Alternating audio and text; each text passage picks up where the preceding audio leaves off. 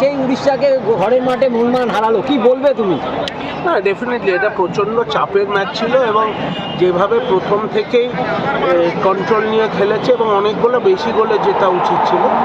তো অসাধারণ ফুটবল খেলেছে মোহনবাগান।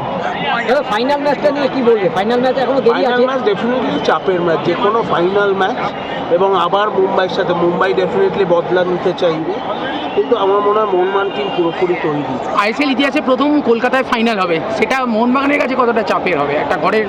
দেখুন, মোহনবাগানের কাছে মনে হয় না, মোহনবাগানের জনতা মোহনবাগানের কাছে চাপের।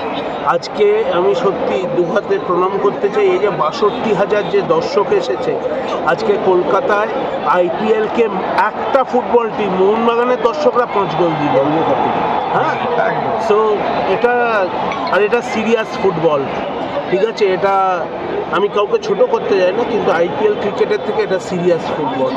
সো আর একটা টিম আজকে যেভাবে সারা স্টেডিয়াম ভরেছিল, এটা সত্যি তাদের অত্যন্ত প্রশংসাপ্রাপ্য, এবং আমি মনে করি যে এইখানে খেলাটা এটা মোহনবাগানের পক্ষে একটা অ্যাডেড অ্যাডভান্টেজ, চাপ নেই। আজকে দর্শকরা কি প্রমাণ করে দিল বাঙালি সেরা সেই ফুটবল?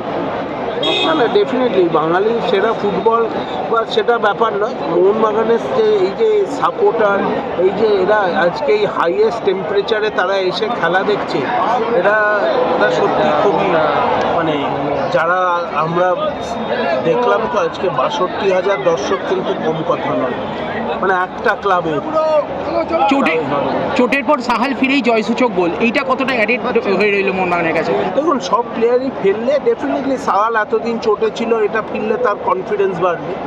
তো এটা, আর আমার মনে হয় যেখানে হাবাস আছে আমাদের ওর ওপরে কনফিডেন্স রাখা উচিত, কারণ ও যেভাবে টিমটা চালাচ্ছে খুবই ভালো। Thank you.